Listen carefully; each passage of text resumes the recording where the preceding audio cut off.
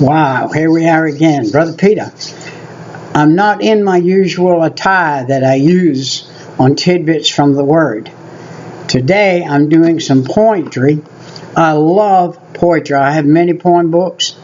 I don't know how much of it I can put out to the public, but I'm going to go ahead, and this is some stuff from 1915, and beautiful, beautiful poetry. I needed it myself, and I need it myself daily. I need to grab, even though I study the Word of God all the time, but just from another human being who sat down and put something classical together. The select poems that tell this volume have been called Literature of Power. These are powerful poems for you and I in their strength to guide, encourage, to inspire people to battle for the successful living. Successful living today is a battle. It is a battle of the mind, it's a battle of the soul, it's a battle of the body, and it's a battle. There are 100 heart-to-heart poems in this one particular book that I have right here that cover subjects that are faced by the wayfaring pilgrim in this life's earthly journey. Every one of us, you and I myself, we are wayfaring in this earth today, and from the day we're born until the day we die. This book offers special appeal, guidance, and aimless for the discouraged, and for the despairing, and for the despondent. It seeks to raise an honorable preparation with wholesome aims and worthy admission for the otherwise defeated ones. Do you know some that are defeated? I do. I know some that are defeated in this world today. I myself have a problem with temporary defeat. Temporary defeat comes and goes all the time, and we have to fight it. Here's a fresh administration of the new courage for young and old alike that are snared by the feelings of failure. My goodness, how many times do I come home at night and say, you know, except that I know God's on the throne, I would have considered I had a complete failed day.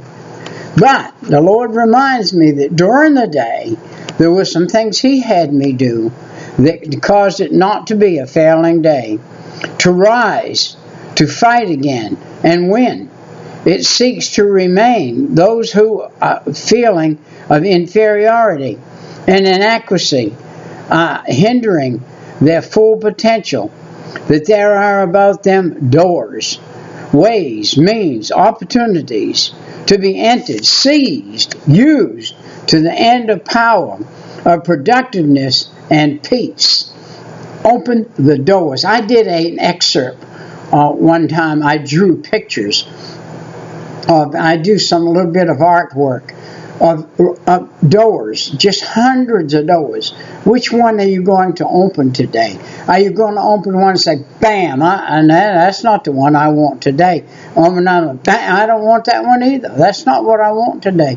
That's not what I want. I want the positive plan and guide and design for the day to be a positive one. Beginning, hunting, by the cultivated, in the beginning. Sometimes we get up in the morning and we're haunted by cultivated recollection of your unpleasant past. It made up of willful wrongdoing, wealth, and withered fame that fled, or such other painful parts makes for your undoing. It makes for your undoing, robbing you of your present joys and actual effectiveness. Do not dwell on the past. Take hold of yourself. Look back only to learn to avoid the same mistakes. Know that your yesterdays are gone, beyond recall. Wow. The one that needs to forget them is you. Put them out of your mind. Seek to make amends, to pay just debt, to bind hearts broken by your callousness.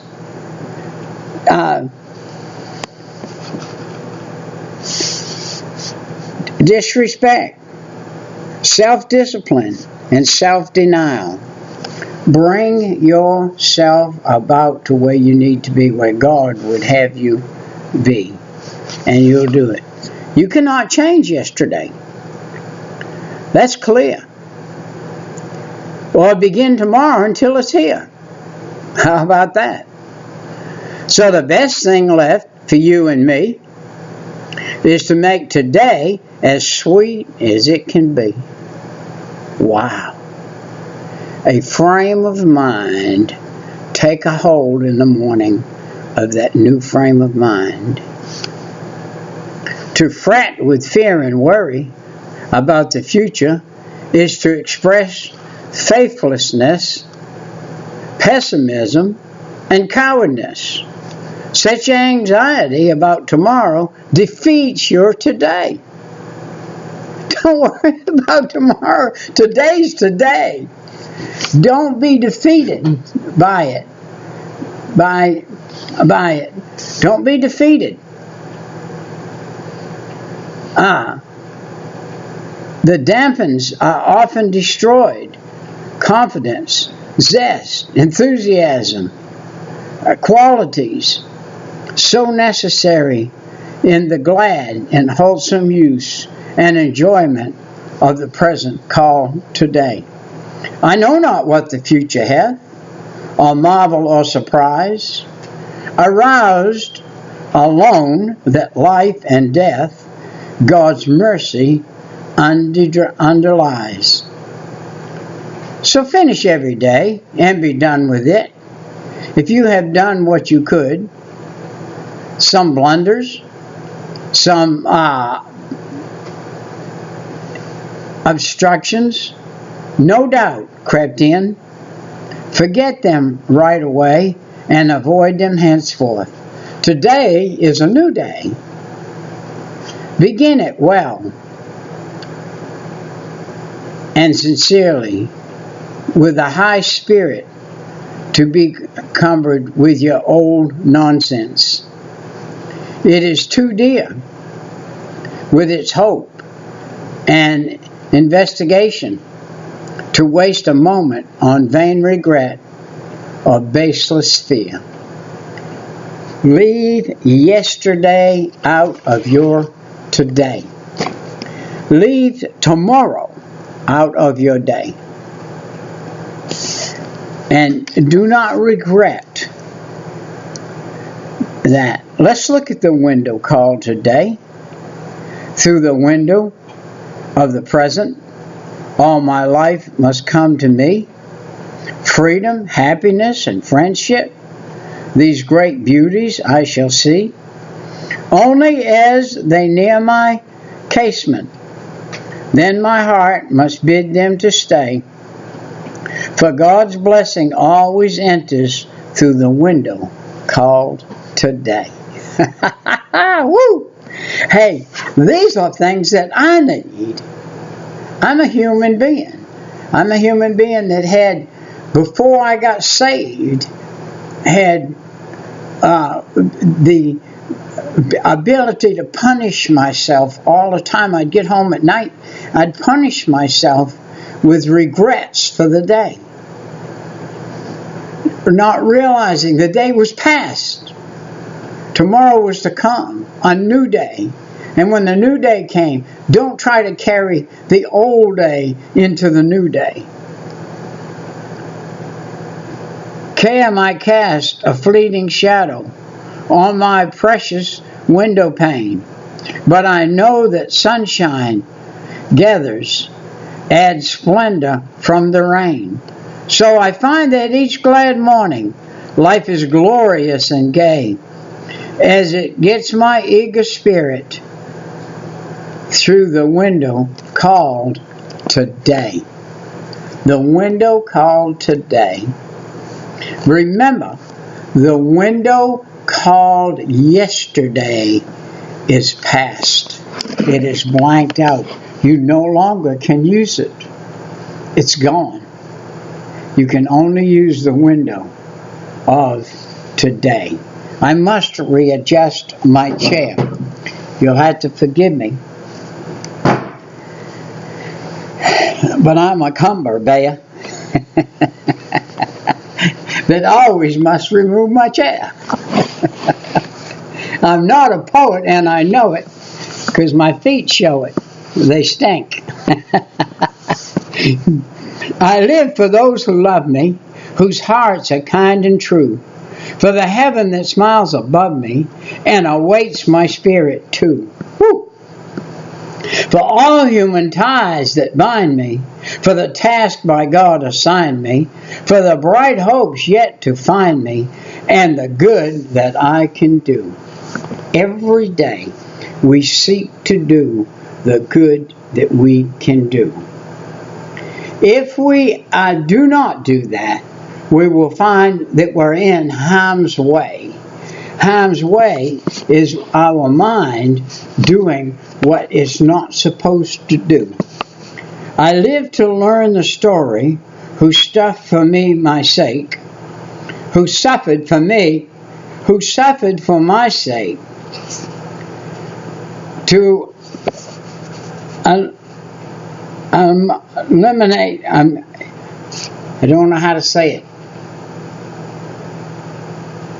I don't know how to say it, but it's for their sake, to follow in their wake,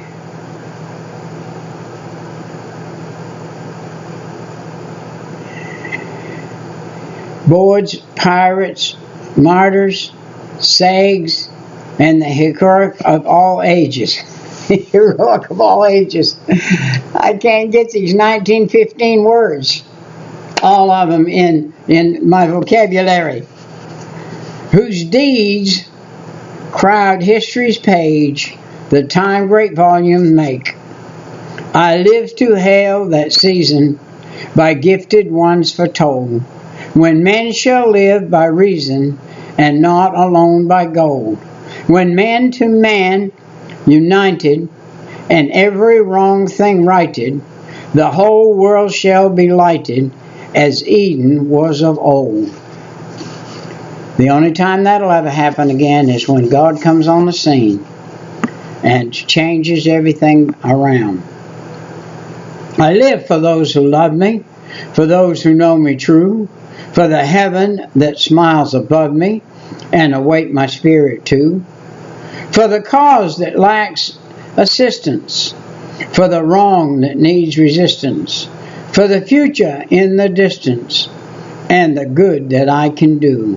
That was George Linnaeus Banks wrote that back 100 years ago or so, and very good poetry, very good poetry. In the beginning, the design for living, and this was written by Edgar Frank. We must have available to us rich words of truth for our inspiration,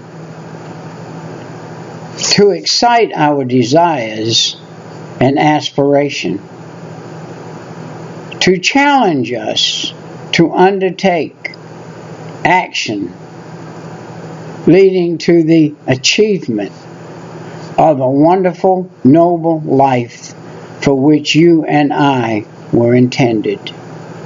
God intended us to have a wonderful, a noble life, a good life. He didn't intend for us to be in the mully-grubs. He didn't intend for us to stay in the dark. He wanted us to come to the light. Listen to this. Men not can be made wise or strong or moral by exterior laws or agencies, but by the challenge, reproof, and reminder created through the great words of the living truth embodied in our mighty heritage from the great poets both past and present. Do you know that the best poetry book that was ever written is the Bible? It is a poetic book. I have a breakdown of how much poetry is in the Bible. It's about a third of the Bible is poetry.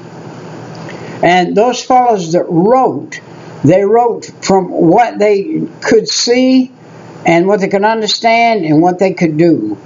And they knew that tomorrow was tomorrow and yesterday was yesterday, and many of them lived in the today, the day they were in. They lived in that day, the day they were in.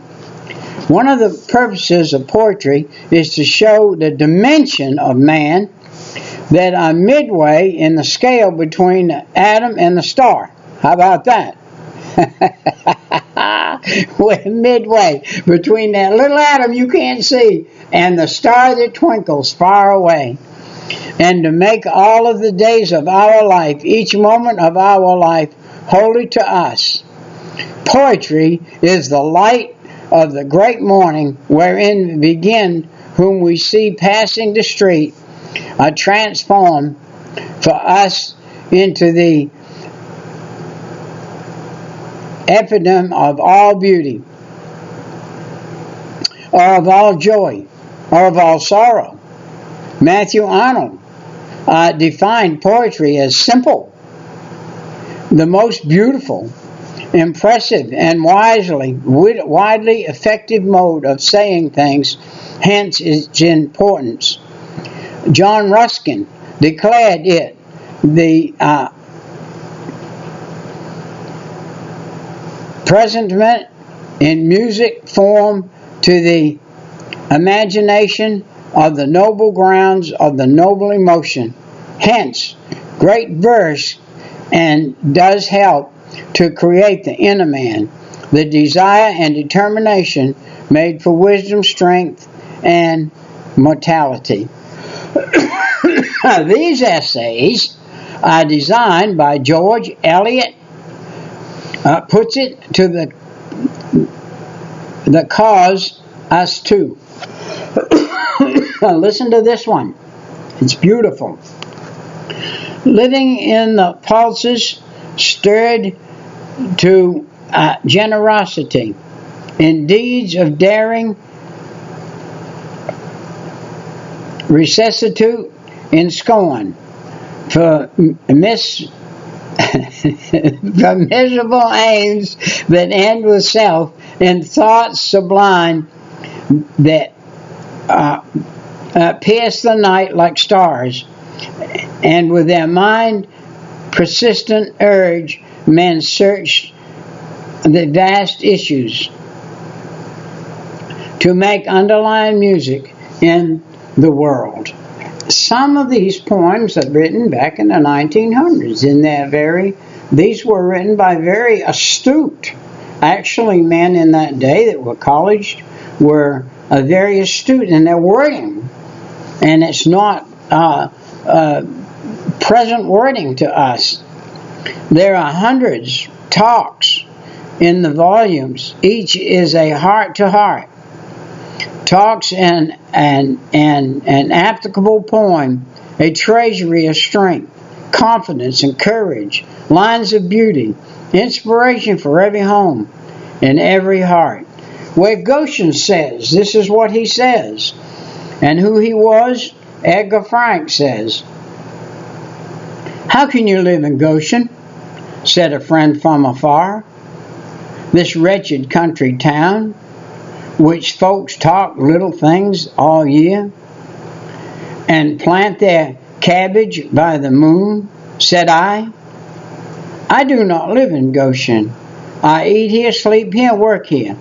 I live in Greece, where Pluto taught, and Thucydides carved, and Epictetus wrote. I dwell in Italy, where Michelangelo wrote, in color, form and mass, where Cisco penned immoral lines and Donante sang unduly songs. Think not my life is small, because you see Pony Place. I have my books, I have my dreams, I have 1,000 souls have left for me, enchantments and transcends both time and place, and so I live in paradise, not here. I live in a little town. Some people say, you live in that town? I say, yes, I do. And they say, was anything good ever come out of that town? I said, yeah, I live there. All right. Listen to this one. Among the great pleasure in all the world is that of giving out merit, encouragement, just to try it and see the thrill in your own heart at the sight of reborn hope in the face of the one you have given a pat on the back, a word of commendation for worthy effort, or a job well done. There's nothing quite so stimulating to the giver and receiver than expressed encouragement. Man, what writing. What writing. That this day ought to be every day for us.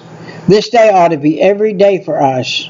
Among the great pleasures that we have in life would be to pat somebody on the back and say, a job well done. Or walk up to somebody and say, man, I love to see somebody working like you work. You just make me feel good knowing that somebody out here is interested in doing the job they're hired to do and work that way. Encouragement. The ambitious young results and effort to attain a college education, a place of productivity, a service in business. It may be said of it, may be extended into the form of endorsement, a financial aid. All are inducments of elegance which lead to noble life, for praise to the best success. You know something? I have a habit. When I'm at a fast food restaurant, I go to several of them, so I can't name one above the other. But I always am an encourager.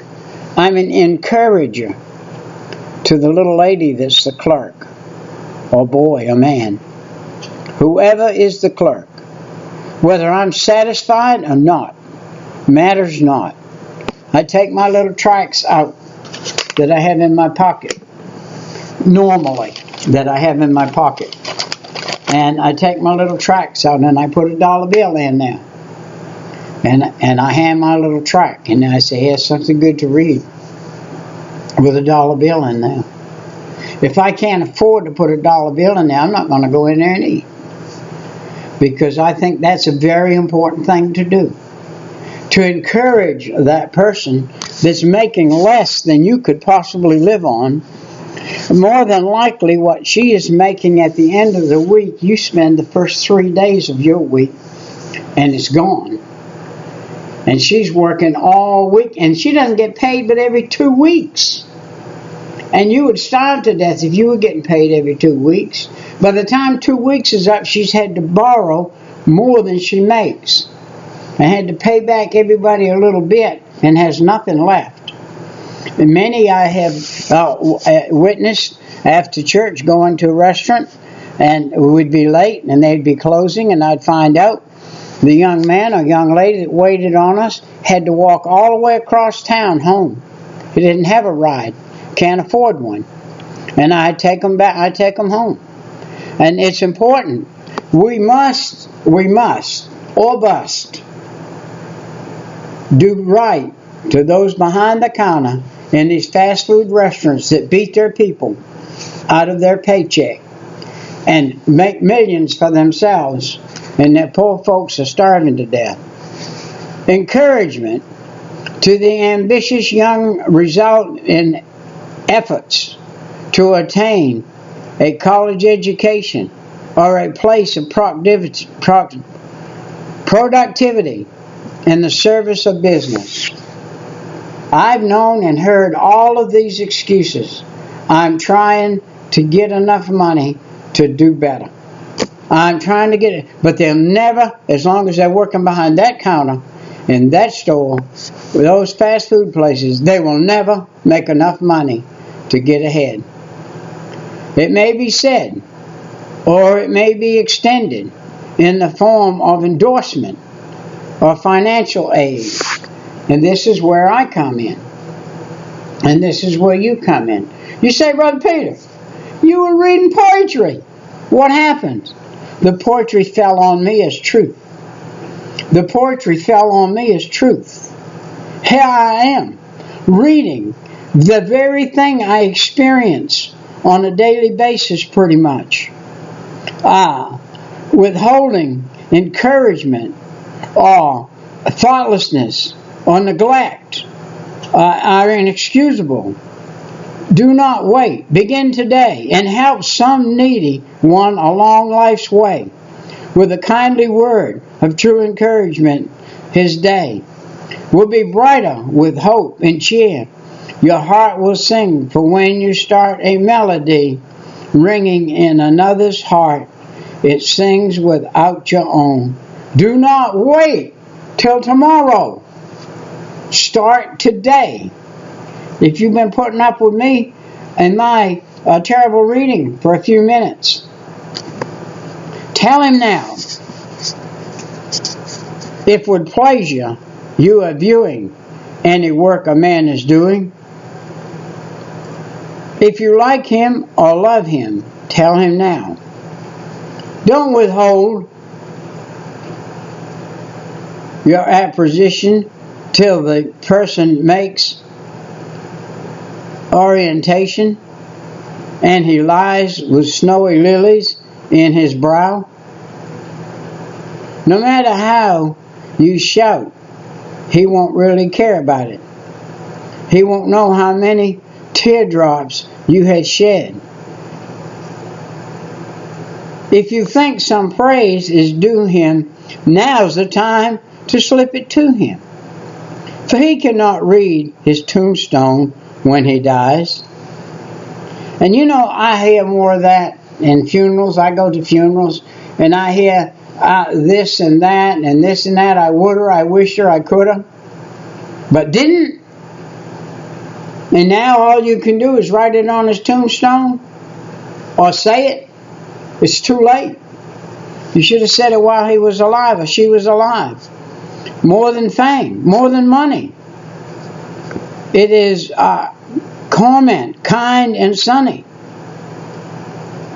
and the hearty, warm approval of a friend. For it gives life a savor, and it makes you stronger, braver, and it gives your heart the spirit to the end. If he earns your praise, bestow it. If you like him, let him know it. Let the words of true encouragement be said. Do not wait till life is over and he's underneath the clover. For he cannot read his tombstone when he's dead. Burton Bailey wrote that little thing back in the 1900s. And it's a true thing today. It's just as true today as it was then. I'm going to cut this off in 29 minutes, and I'm going to do another excerpt of poetry on this very day. Today is the 11th month and the 14th day. And I'm going to do another thing of somebody else's poetry. And we'll see you next time. I've got to make sure that I've got my ducks all in a row here. And this is what I say is the 11th month and the 14th day.